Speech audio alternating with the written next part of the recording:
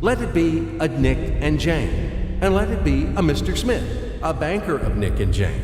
They both keep their money in his bank. That's why we use the title Mr. Smith with respect. Nick really wants to buy, well, let's say Jane's bicycle, but he has no money. More precisely, he has money, but not enough, only $10, while Jane wants $100 for her precious bicycle. That's a problem. What should Nick do? Well, this bicycle is so desirable. He gives Jane his $10 as a deposit and asks plaintively not to sell the bike to anyone. He says that he will bring the rest of the money soon. At the same time, he runs to his bank, to the respected Mr. Smith, to get a loan for the missing $90. As ill luck, Mr. Smith has no money at this moment, but he knows perfectly about $10, which Nick gave to Jane. And where will Jane bring his money to? That's right. She will put these $10 in her lovely bank to the same Mr. Smith. Therefore, Mr. Smith asks Nick to come back tomorrow in the hope that tomorrow he will get these $10. And everything happens this way. The next day, Jane brings $10 to the bank. The bank provides Nick these $10 on credit. Nick immediately gives them to Jane. She again puts them in a bank. The bank again provides Nick these $10 on credit, etc. As long as Nick the fool will gather enough money for the bicycle. Don't you get confused yet? Be patient, I told you.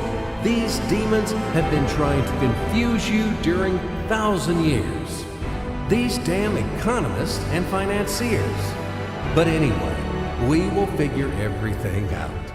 So what do we have in the end? Nick finally got the bike from Jane. Wow! But at the same time, Nick owes $90 to the bank, Mr. Smith. And the bank, in its turn, owes $100 to Jane. In other words, those $10, which existed initially, have magically turned into $200, $190 of debts plus real $10.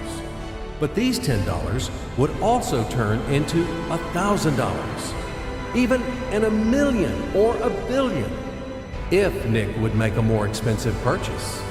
In this case, our $10 would make the increasing number of its cycles, circuits from hands to hands. That's it. So, what happens in today's world? SOS! It appears that banks also make money out of thin air and multiply them. Not only Fed can produce money, but banks either. In short, everybody can do this, except you and me. We are not in the business at this celebration of life. I would like to print or draw some money as well. In fact, these banks multiply money without any control. And we're still wondering why the banker lives better. What are naive fools are we?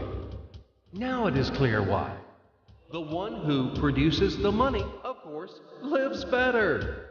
But this is not enough. From this moment, poor Nick will never be able to repay his debts owed to the bank, no matter how hard he would work. Silly Nick doesn't know it yet, that he's in slavery to the bank, in credit bondage forever, because those $90, which he owes to Mr. Smith, do not exist in nature at all. Sly Mr. Smith made his money out of nothing. He created them out of thin air, just one click.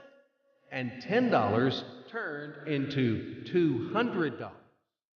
Yes, but you can object reasonably.